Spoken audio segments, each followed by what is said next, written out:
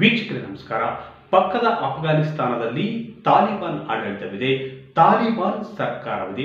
ಈ ಒಂದು ಸರ್ಕಾರಕ್ಕೆ, ತಾಲಿಬಾನ್ ಆಡಳಿತಕ್ಕೆ ಜಗತ್ತಿನ ಬಹುತೇಕ ದೇಶಗಳು ಒಂದು ಮಾನ್ಯತೆಯನ್ನು ಕೊಟ್ಟಿಲ್ಲ. ಅದೇ ರೀತಿ ಭಾರತ ಕೂಡ ತಾಲಿಬಾನ್ ಆಡಳಿತಕ್ಕೆ, ತಾಲಿಬಾನ್ ಸರ್ಕಾರಕ್ಕೆ ಮಾನ್ಯತೆ ಕೂಡ ಕೊಟ್ಟಿಲ್ಲ. ಆದರೂ ರಾಜಕೀಯ ಸಂಬಂಧಗಳು ನಡೆಯುತ್ತಲೇ ಇವೆ. ತಾಲಿಬಾನ್ ಆಡಳಿತ ಇರತಕ್ಕಂಥ ಅಫ್ಘಾನಿಸ್ತಾನ ಭಾರತ ಮೇಲೆ ನಡೆದಂಥ ಪಹಲ್ಗಾಮ್ ಘಟನೆಯನ್ನು ಖಂಡಿಸಿತ್ತು. ಅದೇ ರೀತಿ ಪ್ರತಿಕಾರದ ನಡೆಯಾಗಿ ಭಾರತ ಆಪರೇಷನ್ ಸಿಂಧೂರವನ್ನು ಕೂಡ ಅಫ್ಘಾನಿಸ್ತಾನ ಸ್ವಾಗತಿಸಿತ್ತು. ಭಯೋತ್ಪಾದಕರ ಉಗ್ರರ ಅಡಗುತಾಣಗಳನ್ನು ನಾಶಪಡಿಸುವಲ್ಲಿ ಒಂದು ಭಾರತೀಯ ಸೇನೆ ಯಶಸ್ವಿಯಾಗಿತ್ತು. ಈ ಒಂದು ಕ್ರಮವನ್ನು ಕೂಡ ಅಫ್ಘಾನಿಸ್ತಾನ ಸ್ವಾಗತ ಮಾಡಿತು. ಎಲ್ಲೋ ಒಂದು ಕಡೆ ಭಾರತ ಪರವಾಗಿ ಹೇಳಿಕೆ ನೀಡಿದ್ದರಿಂದ ಪಾಕಿಸ್ತಾನಕ್ಕೆ ಕೂಡ ಒಂದು ರೀತಿಯ ಪುಕ ಉಂಟಾಗಿತ್ತು. ಆದರೆ ಇತ್ತೀಚಿನ ಕೆಲ ದಿನಗಳಲ್ಲಿ ಅಫ್ಘಾನಿಸ್ತಾನ ಚೀನಾದ ಟ್ರ್ಯಾಪ್ಗೆ ಬಲಿಯಾಗುವ ಸಂಖ್ಯೆ ಕೂಡ ವ್ಯಕ್ತವಾಗುತ್ತಿದೆ. ಯಾಕಂದ್ರೆ ಕಳೆದ 3-4 ದಿನಗಳ ಹಿಂದೆ ಪಾಕಿಸ್ತಾನ, ಚೀನಾ ಮತ್ತು ಅಫ್ಘಾನಿಸ್ತಾನದ ವಿದೇಶಾಂಗ ಸಚಿವರು ತ್ರಿಪಕ್ಷೀಯ ಮಾತುಕತೆ ನಡೆಸಿದ್ದಾರೆ. ಈ ಮೂಲಕ ಪಾಕಿಸ್ತಾನ ಮತ್ತು ಚೀನಾದ ನಡುವೆ ಇರತಕ್ಕಂಥ ಚೀನಾ ನಿರ್ಮಿಸುತ್ತಿರುವ ಸಿಪೆಕ್ ಯೋಜನೆಗೆ ಚೀನಾ ಪಾಕಿಸ್ತಾನ ಆರ್ಥಿಕ ಕಾರಿಡಾರ್ಗೆ ಅಫ್ಘಾನಿಸ್ತಾನ ಬೆಂಬಲ ವ್ಯಕ್ತಪಡಿಸಿದೆ. ಅಷ್ಟೇ ಅಲ್ಲ, ಸಿಪೆಕ್ ಅನ್ನು ಅಫ್ಘಾನಿಸ್ತಾನದವರೆಗೆ ವಿಸ್ತರಿಸುವುದಕ್ಕೆ ಚೀನಾ ತಯಾರಾಗಿದೆ. ಇದು ಎಲ್ಲೋ ಒಂದು ಕಡೆ ಭಾರತದ ಆತಂಕಕ್ಕೆ ಕಾರಣವಾಗಿದೆ. ಯಾಕಂದ್ರೆ ಚೀನಾದ ಟ್ರ್ಯಾಪ್ಗೆ ಅಫ್ಘಾನಿಸ್ತಾನ ಬಲಿಯಾಗುತ್ತಿರುವುದರಿಂದ ಭಾರತದ ಭದ್ರತೆಗೆ ಮತ್ತು ಸಮಗ್ರತೆಗೆ ಭವಿಷ್ಯದಲ್ಲಿ ಎದುರಾಗುವ ಆತಂಕಗಳನ್ನು ಭವಿಷ್ಯದಲ್ಲಿ ಒಂದಷ್ಟು ಆತಂಕಗಳು ಎದುರಾಗಬಹುದು ಎಂಬ ಮುನ್ನೋಟವನ್ನು ಭಾರತ ಹೊಂದಿದೆ. ಹೀಗಾಗಿ ಭಾರತ ಈ ತ್ರಿರಾಷ್ಟ್ರಗಳ ಸಂಬಂಧವನ್ನು ಗಂಭೀರವಾಗಿ ಪರಿಗಣಿಸಿದೆ. ನಿನ್ನೆ ಮೊನ್ನೆವರೆಗೂ ಭಾರತದ ಬೆಂಬಲಕ್ಕೆ ನಿಂತಿದ್ದ, ಪಹಲ್ಗಾಮ್ ಘಟನೆಯನ್ನು ಖಂಡಿಸಿದ್ದ ಮತ್ತು ಪಾಕಿಸ್ತಾನದ ಉಗ್ರರ ವಿರುದ್ಧದ ಭಾರತ ಪ್ರತಿಕಾರದ ನಡೆಯನ್ನು ಶ್ಲಾಘಿಸಿದ್ದಂಥ ಅಫ್ಘಾನಿಸ್ತಾನ ಇವತ್ತು ಚೀನಾದ ಬಲೆಗೆ ಬಿದ್ದಿದೆ. ಹಾಗಾದ್ರೆ ಸಿಪೆಕ್ ಯೋಜನೆಗೆ ಅಫ್ಘಾನಿಸ್ತಾನ ಬೆಂಬಲಿಸುವುದರಿಂದ ಭಾರತಕ್ಕಾಗುವ ನಷ್ಟವಾದರೂ ಎಂಥದ್ದು ಮತ್ತು ಭಾರತದ ಆತಂಕಕ್ಕೆ ಕಾರಣವಾದರೂ ಏನು? ಮೊದಲನೇ ಕಾರಣ ಏನಪ್ಪ ಅಂದರೆ, ಪಾಕಿಸ್ತಾನ ಮತ್ತು ಚೀನಾ ನಿರ್ಮಿಸುತ್ತಿರುವ ಸಿಪೆಕ್ ಯೋಜನೆ ಅಂದರೆ ಚೀನಾ ಪಾಕಿಸ್ತಾನ ಆರ್ಥಿಕ ಕಾರಿಡಾರ್ ಚೀನಾ ನಿರ್ಮಿಸುತ್ತಿದೆ. ಈಗಾಗಲೇ 2013ರಲ್ಲಿ ಈ ಒಂದು ಯೋಜನೆಗೆ ಚಾಲನೆ ಕೊಡಲಾಗಿದೆ. ಅಂದರೆ ಹೆದ್ದಾರಿ, ರೈಲ್ವೆ ಮತ್ತು ವಿಮಾನಯಾನ, ಬಂದರು ನಿರ್ಮಾಣದ ಮೂಲಕ ಮೂಲಸೌಕರ್ಯವನ್ನು ಅಭಿವೃದ್ಧಿಪಡಿಸುವ ಮೂಲಕ ಚೀನಾ ತನ್ನ ಮಿತ್ರ ರಾಷ್ಟ್ರವನ್ನು ಬಲೆಗೆ ಹಾಕಿಕೊಂಡಿದೆ. ಈ ಒಂದು ಯೋಜನೆಯ ನಿರ್ಮಾಣದ ಮೂಲಕ ಪಾಕಿಸ್ತಾನಕ್ಕೆ ಒಂದಷ್ಟು ವರದಾನವಾಗಿದೆ. ಯಾಕಂದರೆ ಈಗಾಗಲೇ ಸತತ ಸಾಲದ ಸುಳಿಯಲ್ಲಿ ಸಿಲುಕಿರತಕ್ಕಂಥ ಪಾಕಿಸ್ತಾನ ಸಿಪೆಕ್ ಯೋಜನೆಯಿಂದ ಒಂದಷ್ಟು ಲಾಭ ಪಡೆದಿದೆ. ಯಾಕಂದರೆ ಅಲ್ಲಿ ಮೂಲಸೌಕರ್ಯ ಅಭಿವೃದ್ಧಿಪಡಿಸುತ್ತಿದೆ ಚೀನಾ. ಈ ಮೂಲಕ ತನ್ನ ಭೂಪ್ರದೇಶವನ್ನು ಬಿಟ್ಟುಕೊಡುವ ಮೂಲಕ, ತನ್ನ ಖನಿಜ ಸಂಪತ್ತನ್ನು ಬಿಟ್ಟುಕೊಡುವ ಮೂಲಕ ಮತ್ತು ಬಂದರು ಮತ್ತು ವಿಮಾನ ನಿಲ್ದಾಣಗಳನ್ನು ಚೀನಾದ ಕೈಗೆ ಒಪ್ಪಿಸುವ ಮೂಲಕ ಎಲ್ಲೋ ಒಂದು ಕಡೆ ಚೀನಾದ ಅಡಿಯಾಳಾಗಿ ಕಾರ್ಯನಿರ್ವಹಿಸುವಂಥ ಪರಿಸ್ಥಿತಿಯನ್ನು ಕೂಡ ಇವತ್ತು ಪಾಕಿಸ್ತಾನ ತಂದುಕೊಂಡಿದೆ. ಈ ಒಂದು ಕ್ರಮ ಚೀನಾ ಪಾಕಿಸ್ತಾನದಲ್ಲಿ ಈ ಒಂದು ಯೋಜನೆ ಮೂಲಕ ಚೀನಾ ಪಾಕಿಸ್ತಾನದ ಬಂದರುಗಳನ್ನು ತನ್ನ ಸ್ವಾಧೀನಪಡಿಸಿಕೊಳ್ಳುವ ಒಂದು ದೂರದೃಷ್ಟಿ ಯೋಜನೆಯನ್ನು ಹೊಂದಿದೆ.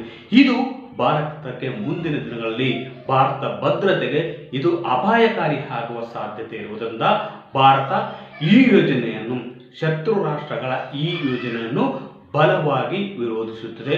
ಮೂಲತಃವಾಗಿ ಈ ಸಿಪೆಕ್ ಯೋಜನೆ ಆಕ್ರಮಿತ ಕಾಶ್ಮೀರದ ಮೂಲಕವಾಗಿ ಸಾಗುತ್ತದೆ. ಇದು ಭದ್ರತೆಯ ಆತಂಕಕ್ಕೆ ಕಾರಣವಾಗಿದೆ. ಅಷ್ಟೇ ಅಲ್ಲ, ಈ ಒಂದು ಯೋಜನೆಗೆ ಅಫ್ಘಾನಿಸ್ತಾನ ಕೂಡ ಬೆಂಬಲಿಸುತ್ತಿರುವುದು ಕೂಡ ಎಲ್ಲೋ ಒಂದು ಕಡೆ ಮುಂದಿನ ದಿನಗಳಲ್ಲಿ ಪಾಕಿಸ್ತಾನ ಕೂಡ ಭಾರತ ಶತ್ರು ರಾಷ್ಟ್ರವಾಗಿ ಬಲವಾದರೂ ಕೂಡ ಅಚ್ಚರಿ ಪಡಬೇಕಿಲ್ಲ. ಸಿಪೆಕ್ ಯೋಜನೆಗೆ ಈಗಾಗಲೇ ಪಾಕಿಸ್ತಾನ, ಶ್ರೀಲಂಕಾ, ಬಾಂಗ್ಲಾದೇಶ ಮತ್ತು ಮಯನ್ಮಾರ್ ಸೇರಿ ಇನ್ನಿತರ ರಾಷ್ಟ್ರಗಳು ಕೂಡ ಒಪ್ಪಿಗೆ ಸೂಚಿಸಿವೆ. ಈ ಒಂದು ಕಾರಿಡಾರ್ ನಿರ್ಮಾಣಕ್ಕೆ ಬೆಂಬಲವನ್ನು ವ್ಯಕ್ತಪಡಿಸಿವೆ. ಚೀನಾದ ಸ್ಪಷ್ಟ ದುರುದ್ದೇಶ ಏನಪ್ಪಾ ಅಂದ್ರೆ ಭಾರತವನ್ನು ಸುತ್ತುವರಿಯುವುದು.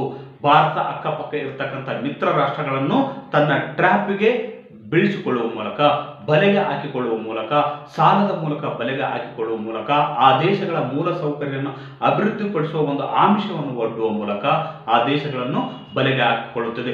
ಈ ಮೂಲಕ ಪಾಕಿಸ್ತಾನ, ಬಾಂಗ್ಲಾದೇಶ, ಚೀನಾ ಮತ್ತು ಅಫ್ಘಾನಿಸ್ತಾನದಲ್ಲಿ ಈ ಸಿಪೆಕ್ ಯೋಜನೆಯನ್ನು ವಿಸ್ತರಿಸುವ ಮೂಲಕ ಭಾರತ ವಿರುದ್ಧ ಕತ್ತಿ ಮುಸುವ ಕೆಲಸಕ್ಕೆ ಚೀನಾ ಮುಂದಾಗಿದೆ. ಯಾಕಂದ್ರೆ ಆಯಾ ದೇಶಗಳಲ್ಲಿ ಬಂದು ಕುಳಿತುಕೊಂಡ್ಬಿಟ್ರೆ ಅಲ್ಲಿ ಒಂದು ಸೇನಾ ನೆಲೆಯನ್ನು ಸ್ಥಾಪಿಸುವುದು ಮತ್ತು ಸೇನೆಯನ್ನು ಇಡುವ ಮೂಲಕ ಭಾರತಕ್ಕೆ ಭವಿಷ್ಯದಲ್ಲಿ ಒಂದು ಥ್ರೆಟ್ ಆಗಿ ಕಾಡಬಹುದೆಂಬ ಉದ್ದೇಶವನ್ನು ಚೀನಾ ಹೊಂದಿದೆ. ಯಾಕಂದ್ರೆ ಏಷ್ಯಾದಲ್ಲಿ ಅತ್ಯಂತ ಬಲಿಷ್ಠವಾಗಿ ಮತ್ತು ಜಾಗತಿಕ ಮಟ್ಟದಲ್ಲಿ ಭಾರತ ತನ್ನ ವರ್ಚಸ್ಸನ್ನು ಹೆಚ್ಚಿಸಿಕೊಳ್ಳುತ್ತಿದೆ. ಇದು ಚೀನಾಕ್ಕೆ ನುಂಗಲಾರದ ತುತ್ತಾಗಿದೆ.